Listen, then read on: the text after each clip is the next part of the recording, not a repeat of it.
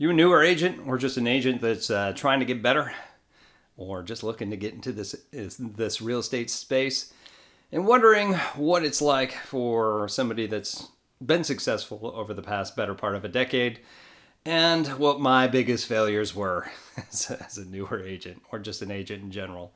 Well, in this video, I'm going to tell you all these big failures. So hopefully you can learn vicariously through me so that you don't make the same mistakes. So stick around.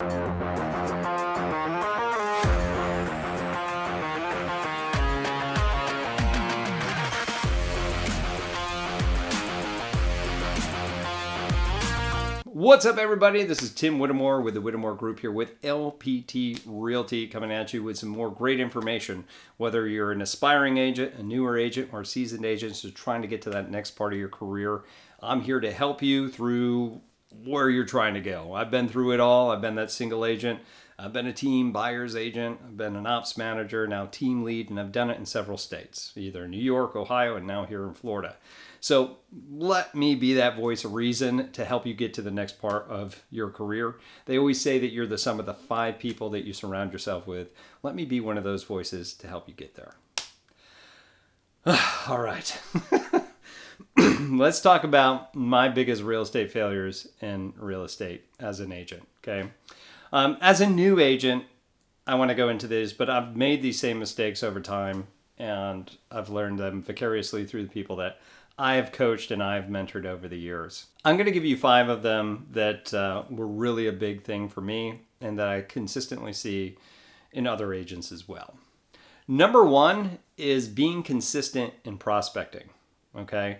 That was the biggest failure because we would get out the gate, you know, you're all super excited. You're like, yeah, I just got my real estate license. You went through training, you got all your training, and then you're like, yeah, let's go. Let's do this. So one of the big things that I did is I moved from a place that, you know, where I knew everybody, moved to a place I didn't know anybody, which was really not an advantageous move in my case because I didn't have a sphere of influence, which are people that already know you, like you, and trust you, right? So I had to figure out other ways to prospecting, fanatically prospecting, okay? And I wanted to do everything at one time. So I'd be like cold call, FISBOs, expireds, open houses, right? But the big one that worked the best for me was open houses at that time. And when I got into open houses, I would start doing them, and then bam, I got somebody who was like, ooh, yeah, I'm interested in purchasing, and I'm super excited. And I get so involved in this buyer, they stop prospecting with everything altogether, okay? And because of that, I would go through, and that first buyer didn't work out, although I was with them for probably 2 to 3 weeks, showing homes, whatever, and then it didn't end up working out. Well, the problem was I completely neglected the prospecting side. I didn't stay consistent with it. And when it comes to sales, it's all about momentum. And it's all about consistently doing things over and over again. And because of that, it wasn't consistent. So instead of just continuing to prospect during that time that I was still working with the buyer, well, now I just have to start all over. And now it's going to take me equal as amount of time, if not more, to get back up to that momentum. That's a huge thing is being consistent with your prospecting and never stopping. Knowing that that's going to be the priority of what you should be doing, stay consistent with your prospecting so you don't do what I did and start riding that roller coaster, which I'll talk about here in a minute. Number 2 is losing track of time. You get so excited with some things and you're like, ooh, squirrel, and kind of go after them, where somebody would come in and be like, hey, you know, we've got this new buyer technique or this new seller technique, and you'd be like, oh wow, or let's learn about building SEO for our website, and that's all you concentrate on, right?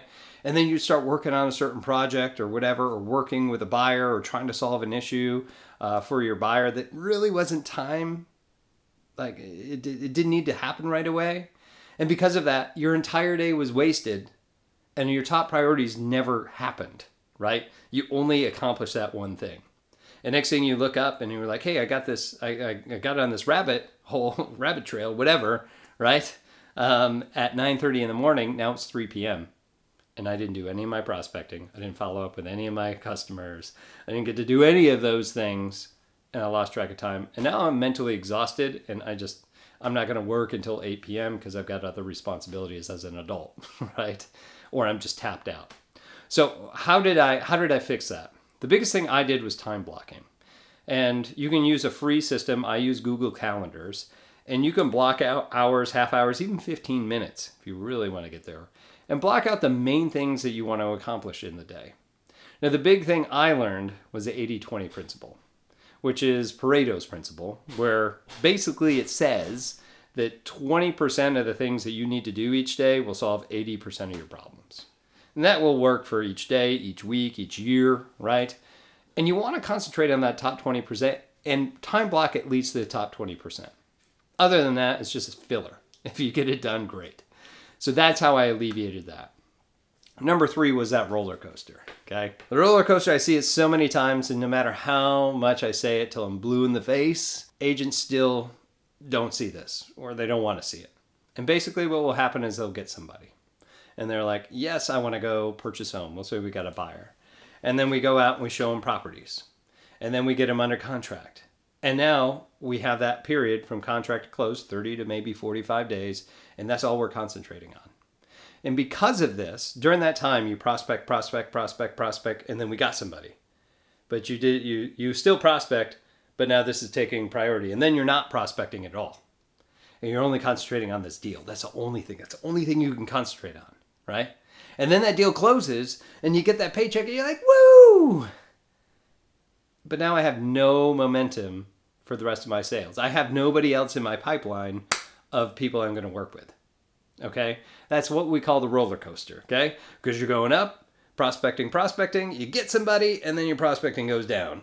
And then you close, and you're at the end, and you're like, oh no, I got a prospect. So prospect, and up and down. That's what we call the roller coaster.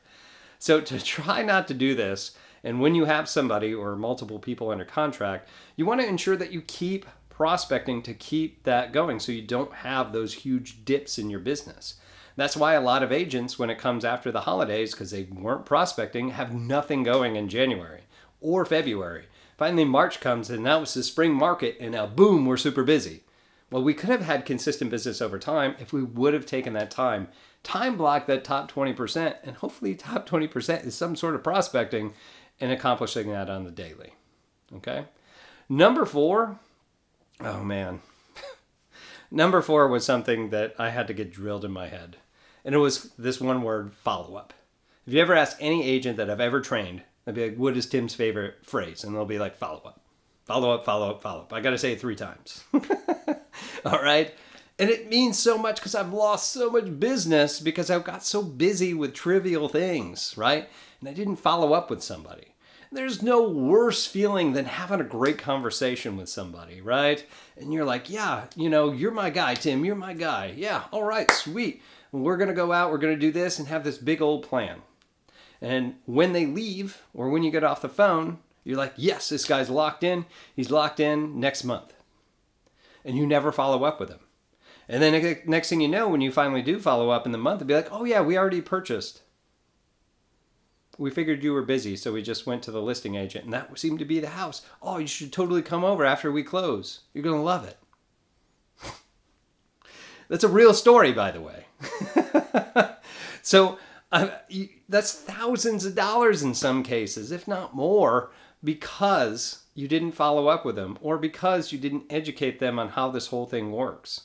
Now, to mitigate that, follow-up was to put it in my schedule, right? That's the top 20% was to follow up. We use our CRMs, our customer resource management system, to update ourselves, right? It could be a Chime, could be Follow-Up Boss, could be, anything, right?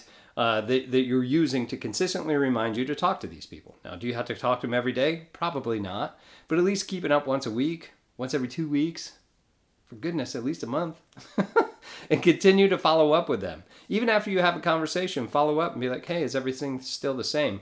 That is so huge. 70%, and I'm not kidding, at least 70% of your business is going to come from follow-up. So please do not make my mistake. Don't leave money on the table. Get them in there and follow up with them and continue to solidify the relationship. It typically takes around 6 or 7 follow-up calls for you to really solidify any relationship when it comes to buying, selling, or investing in real estate. All right, last but not least, number 5 was getting signed agreements. Oh my God. So I'm going to tell you a story, and this has happened more than one time.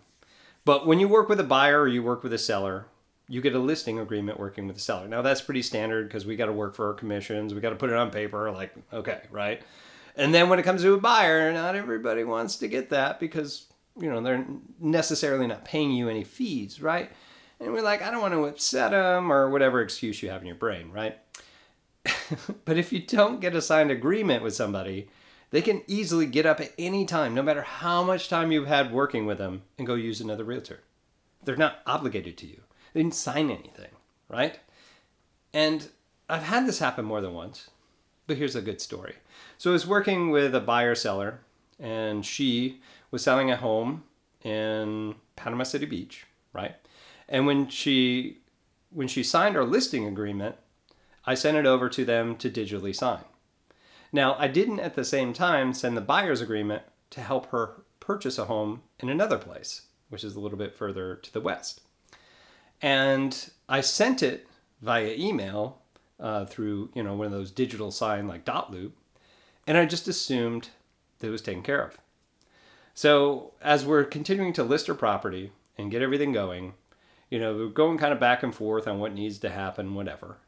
And then we finally get to a point and they're like, hey, yeah, we're just going to drive around the neighborhood. Well, when they drove around the neighborhood, apparently they called the listing agent that came over and then wrote a contract for them. And I was like, oh, that's how it's going to be? All right, well, you can just go ahead and put my name on there because we have a signed buyer's agreement. And as I was in my mind doing that, I look online and it was never signed. They never signed a buyer's agreement. And given the price of that home, that was probably $12,000 just because I didn't get a signed agreement. Please do not do this. Even an experienced agent like myself can still make mistakes. Make sure you get a signed buyer's agreement. I mean, we still got the listing side, right? This wasn't a complete loss, but no matter what you tell them, we even do buyer's consults and educate them how they're supposed to work with us, right? And know that we just don't open doors. We're not all the same, right? Like, this is how we get paid. And no matter what, some of them just don't listen or don't care. So make sure you get that signed agreement so if they do something silly like that, that you can still jump on that paperwork. Don't make the same mistake I did more than once, but that's a little embarrassing story. All right, anyway, that's my biggest real estate failures as a new agent, and that last one was experienced. That just happened. If you have any questions about anything I said here, please leave it in the comments below. If you got a story, please share it with us. I'd love everybody else can learn from it as well. And of course, if you are looking to get into real estate, maybe you're going to be down here at the Emerald Coast and looking to join a brokerage like LPT or anywhere around the world, reach out to me. I'd love to help you out any way I can. If you're not a fit for us, we can at least point you in the right direction. But find me on social media, give me a call, text, whatever you got to do. Be happy to help out anyway again. But again, my name's Tim Whittemore with the Whittemore Group here with LPT Realty. We'll see you in our next video. Take care.